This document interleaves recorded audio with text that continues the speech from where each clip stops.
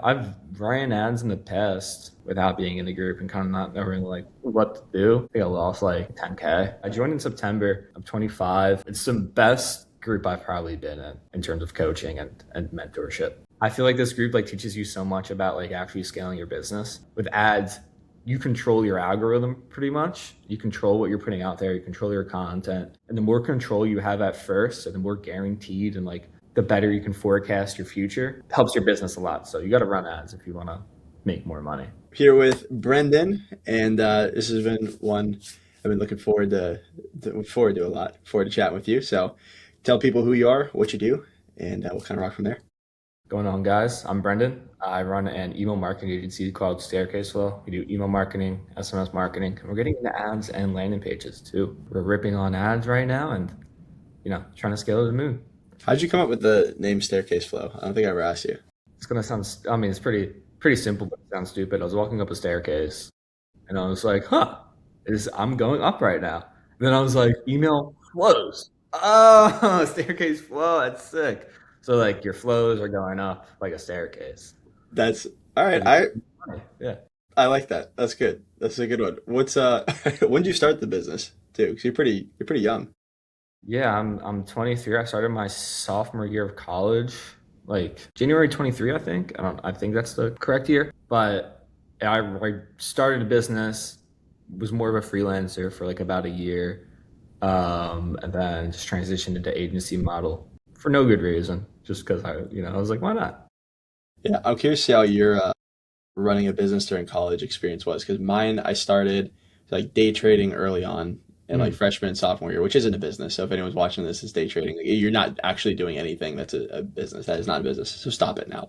It's a hobby. That's it. Then COVID hit, so I was like, okay, now I have all this time, and because I just outsourced all my schoolwork. But you actually were like in the trenches on stuff, which is good. Obviously, you had to miss our mastermind for graduation stuff, which is a yeah, very valid thing. yeah, that's But it. yeah, curious to see your experience with and any tales you have of that balance and everything. It was pretty sick.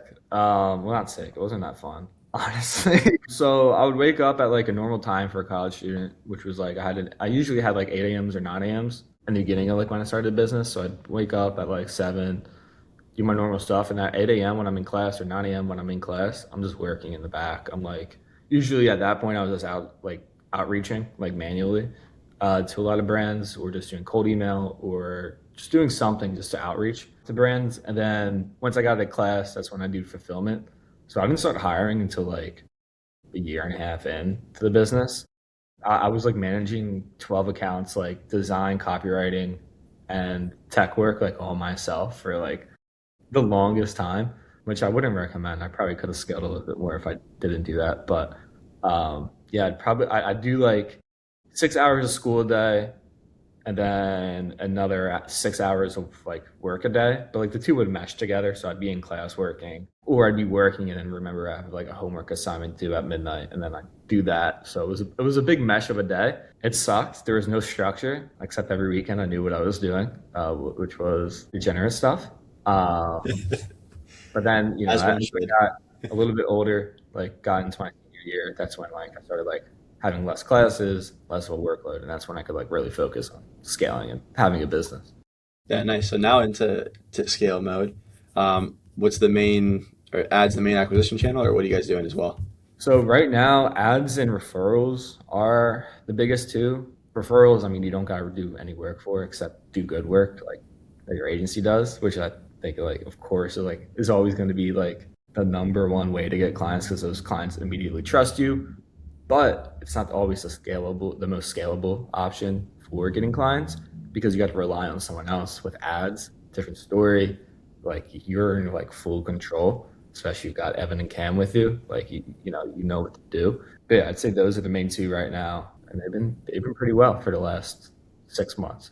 Yeah, how have things been rolling? So you joined, yeah, I think it was about you were one of like the first people that joined, I think way back in Yeah, the OG days, I think August, September of like 2025. And yeah. yeah, how has it been basically when you joined all through? I mean, you saw the whole development of everything too, Yeah, resources, assets, everything. been sick, man. So yeah, I joined in September. I'm 25 and actually didn't start running ads until January, which is freaking hilarious. I was just kind of in there just to be in there. But I was also learned like one thing with SMO is like you don't just get like ad help. It's like a community in there. It's like you're meeting a lot of people, you're networking. It's like a more of like an overall like coaching group. Like they help you with your business too. Like, they recommend stuff. Like it's more than just ads, but ads are of course the biggest part. But yeah, it's been cool to like see all the expansion that you guys have done from the event to like the calls. I feel like have just gotten like a lot more structured and a lot more like cadence. The materials inside of Kajabi are just 10 times like just like constantly pumping in content there. SOPs are like constantly getting new ones. It's the best group I've probably been in terms of coaching and mentorship for Let's sure. go. I appreciate it. How the yeah, I guess we changed your offer when you launched. Yeah, back in like earlier Yeah, in the year, we changed the offer quite a bit of what you only got to air it out, but it's a very good front end offer, very good which offer. has been when we first launched it, it pissed off a lot of the other ecom email guys, Love to hear. Love to which hear. was good. Yeah, so I had an offer that was almost like every other email agency. I'm sure if like you've like liked a comment or like liked a post on Instagram, maybe for like email, you've gotten hit with like 30 ads at once. And they all sound the same. It's all like the same gist of what you're getting. There's not really many differentiators, honestly. Which isn't a bad thing because I know like a lot of people doing the ads are pretty successful regardless. But one thing you learn in SMO is put your balls on the table, as they like to say, as I like to say, and just like be bold.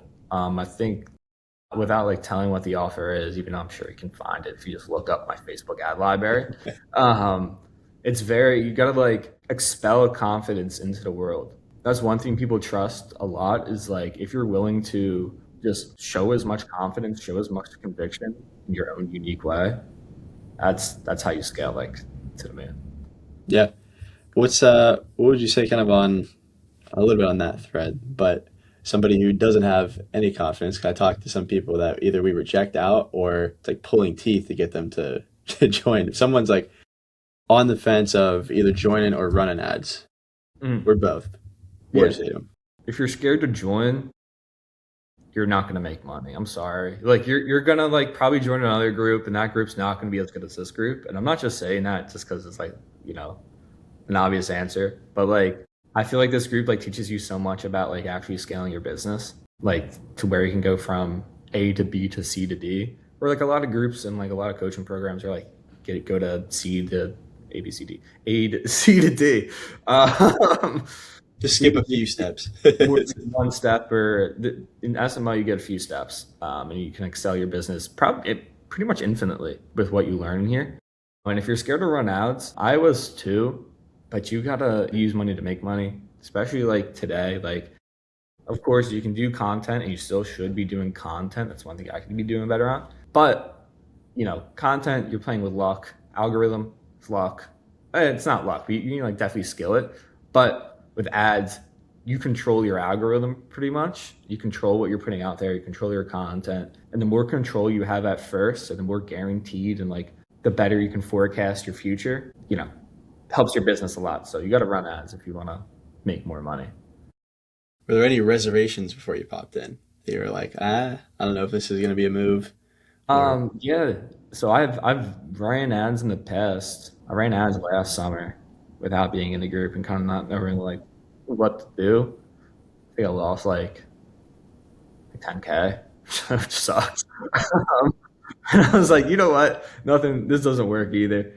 And I got pretty comfortable. Like I was getting referrals still, like 1 to 2 a month, and I was kind of comfortable with that. So I was like, you know what? Why join another group when I can just like rely on this? But then like you got to like find like a dog inside of you to be like, okay, actually, I want to scale this business to like more than like relying on someone else. So I think that was like the biggest thing was like I can just do it myself, but you can't. You can, but it's gonna be much easier if you just join a group. it can be painful at times. Oh Yeah, yeah. there's even stuff like just stuff that I'm trying to pick up now and do like hobbies or whatever. And you do it for a little bit, like the whole music production thing. You do it for a bit, and I'm like, okay, cool. I can figure that out on YouTube. And then you hit a wall, and you're like, all right, no, I'm Literally. done. I need to pay someone to help me with this thing. Like I That's the thing with like a lot of hobbies. Like I got into selling sports cards recently, like I was like a little, Nice. and that gap, like to like learn the market, which like I do have prior knowledge, but like it changes so much. The gap to learn is so hard, and you know you can find so much information on YouTube. You can like you can probably find everything you need to know to scale a business to like 100 million a year on YouTube. But the thing is, you got to find those videos. You gotta find it manually. You gotta apply everything manually. They don't give you frameworks. Like you gotta like be boots on the ground. When you instead you could have someone in your corner. You could have your own team, all rooting for you and giving you the proper guidance to get where you want to be. And provide everything for you. Yeah. How's the trading cards been? Because I think in Philly, you're in Philly, right? So I think the grading, what the PSA, I think they're like Yeah. literally right there. So you get to probably just pop through it and get them graded quick. Yeah, dude. So they're really close, but the only problem is they're like 10 million cards behind. So like the delay is like 7 months. And I joined at the Damn, same it got to time that. possible. Because I got a lot of football cards that I'm probably gonna find a way to get graded. I might just pay a little bit more if for the better cards. I kind of cooked myself at the time. I like joined back in, but you know we'll see. I invested a lot of money, so we'll see how it pans out in August. Yeah, I got into it for a little bit back in Mhm. the day. I bought a SGA card, and Yeah. it was like I think it was like seven of his rookie cards. I bought a bunch of them, got them graded and everything, and then I don't even know why. Like right before he started to pop off, I just sold them for like $20 a Oh, piece. that's Each tough. of those things are at like 1,500, 2K right now. Jesus That was Christ. yeah. One of them had like the jersey snippet too and everything. I was like, oh man, I Right. got hosed on that. Yeah, all they're all like 8.5 ish to 10. It Yeah, was mint perfect. I got hosed on it, but whoever got it, that's hopefully rough. they made money. It's Yeah. literally all about timing, especially for like the younger players. Like, don't know like how they're gonna pan out. Like, OG Anunoby, like I'm sure like no one really had his card before like 2 months Mhm. ago, and I just saw he had like a record day. Probably what was today, like Wednesday night, just like skyrocketed in price, like 10x. Like, it's pretty sick. It's I feel pretty like sick. that's where it's like you gotta either dump it or just like see some promise in the guy to be like, I'm Yeah, just gonna hold on to this thing. if you know, you know. Like I know people that sold Wemby early on. I'm like, dude, like you're kind of That's a bad move. like, dude. No, Um, at least not holding on like Ben Simmons or something. I did So that. And I was like, I was like, I'm a Sixers fan, so I was like, you know what? Might as well. I did that. I have maxi cards, which was a great buy. My junior year or high school self, smart then. But yeah, you could get tanked by them. But you know what? You won't get tanked if you're an SMO and run ads. they're a perfect transition Dang.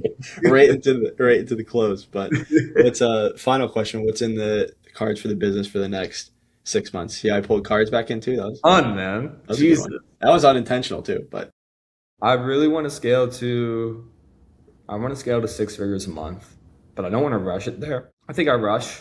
That's one problem I have. Like sometimes ads are just too good. You get on so many clients at once, which is like not a bad thing, but you also just don't want to rush the process. You want to make sure that you pace yourself and properly scale like everything as you go. Sometimes it's good to slow scale. Sometimes it's good to fast scale.